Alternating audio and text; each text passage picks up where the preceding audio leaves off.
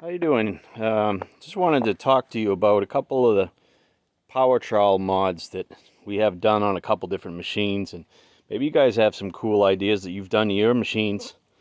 But I wanted to show you a couple of the different things we had. This is going to be for the guys that have 3-foot and 4-foot walk behind machines. It's not going to be the video for the guy that's in the union that's got $500,000 power screeds and ride-on machines, diesel powered and all that stuff. That stuff's all pretty nice. I'd love to have it, but I'm just not at that level, and I don't think I'll ever want to be, actually. I do mainly light commercial and residential. But look, I'd like to tell you about this machine. I kept it for a while.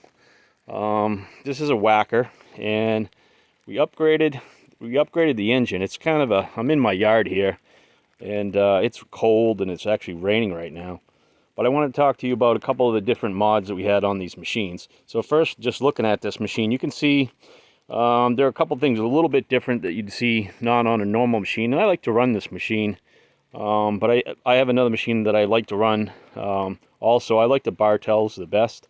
I've ridden, kind of used Whitman and all different brands, but as far as I can see, I like the Bartel the best. But this one's kind of cool. The only thing I really like about this one is the handles.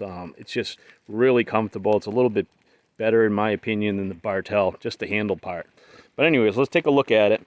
What we have on this machine is we have LED lights installed on the front and the back of this machine. You can see it, they're right here. They are shining kind of on the back of the floor. So these are LED lights. We installed a bigger handle on this one, so you can use gloves, and an updated, we kind of redid a different rope. It's a little stronger than the factory rope, so if you got gloves on, you need to grab it, just pull it right here. Another thing that's a little bit different on this machine, a lot of times when you burn a floor, you get these burnish marks all over them. It kind of looks a black swirling tiger stripe sometimes, but this machine actually has, if you take a look at it, whoa, this machine has poly blades, and I'm kind of on the fence about these. They do finish pretty decent, but what I think they're a little too thick. Gotta wear. I mean, these things last forever. I've had these for probably 2 or 3 years now, and you just can't kill them. I think they'll be better if they were thinner, if they were made a little thinner. So that's this particular machine. Now I want to kind of go around, and if you guys have been around for a long time, I kept this machine. Actually, you got 2 of them. I forget what this one is called. It's called a Master. Yeah, it's called a Master, a 3-foot. It's really light. We got 2 of them, and these are old. If you were running machines back in the 80s, you know exactly what these are. These are super light, and I got these actually for free, and we got one of them running, and the other one's really just for parts. It might be locked up or something, but one summer I wanted to see how much money I could make on these old machines, and right now they don't run right now. Probably have to file the points down, but one summer I wanted to see how much money I can make with these machines, and I made a lot of money with these things. It was kind of funny. It got to a point that, I had to retire them. I knew they were old, but I just wanted to see how much money I could make with them. But now let's go take a look at some other stuff here. I wanted to show you guys. Like I said, I'm in the yard here. It's raining. It's February. It's a Saturday. Not working today. But here we go. I'm kind of heading around the yard. I wanted to talk. So this is a different machine. This is the Bartel. Now this machine, there's not a lot of mods that we've done to this particular machine, other than the front cage. The front cage has been modified. If you look at the front, we actually cut it back and welded it.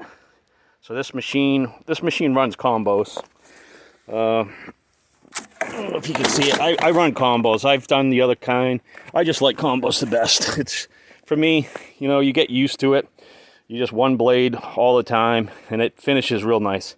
So this allows us to get real tight to the wall right here, and you barely have to edge. I mean, you still do, but very little. So that's another mod.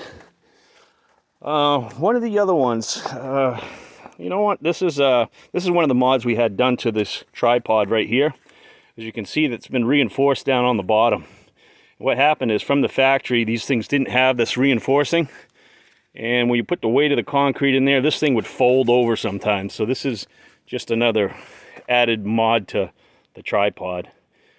These are just some of the, here's a bull float here, here's Big Blue, and the difference between a Fresno, here's a smaller Fresno, but look at the difference in the width of this particular board, how big this is. It glides over a floor, and it does a really nice job. So there's the little guy. Then I wanted to show you a couple other things we have that are a little different. So this is the rakes that we use, and you can see they're quite a bit bigger than some of the other kind here. If I can dig this one out. Here's your regular rake. This one's a cobalt. It's actually broken. One of the parts here is missing, but it's quite a bit bigger. This is a 2-footer. And there's the other one there, so I don't know. It's like a 30-inch. Yeah, 30-inch possibly. I forget what it is. But we have a couple of these smaller ones. And another mod that I kind of like to do to them is you just do hockey tape on the bottom. It's better than this grip. Usually what happens is this grip slips. This particular grip will slip and slide off, and you can glue it on there, but it gives you a better grip. I kind of recommend running the Seafoam in all your machines. I put this in all of them. Another mod I forgot to tell you about. I kind of wasn't looking at the list here because it's raining out. Back to that other machine. You know, I don't like to do this very much, but I'll take a steel wire, and what we'll do is we'll tie it onto here, a little piece of wire that we have for foundations, and we'll hang like a Gatorade bottle and punch a couple little holes in it. And what we'll use that for is if you need to sprinkle a little bit of water on the floor, but I don't recommend really doing that unless you really, really have to. I see a lot of other guys out in the field, and you know, they don't know we do foundations, and I'll look over the wall or something like that on one of the other houses in a subdivision or something, and I'll see them sprinkling all kinds of water all over the floor, and you really don't want to do that unless it's really hot out and you really have to save a floor. But I'd recommend putting in, they have retarder. You can buy retarder, and I've used that before. But putting water on the floor and sprinkling, you could do just a little bit, but don't go too heavy on that.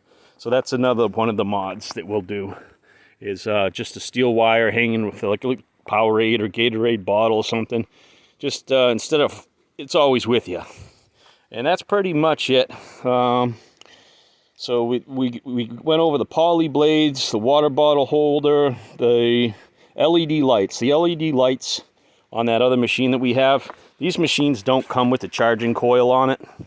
I actually have a whole spare engine. I have tons of spare parts for these Honda motors. You can buy a flywheel. I want to say it's like, I think it's like $80 or something for the flywheel with a charging coil. I could be wrong. It might be 100. I ended up just buying a brand new engine. I think it was $350, $400 or something like that. I bought a brand new engine, just threw it on that machine. So I have spare engines. And it's good to have tons of spare parts for these machines. And I'm going to go over in another video some of the other things that we have as far as you got to look out for when you're doing floors. And I'm going to touch that on a different video. If you guys have any other cool tips or any things that you've done to your machines that I may have not covered, or any questions, put them down below. I'd like to hear what tricks you guys do to your machines to make them better than factory.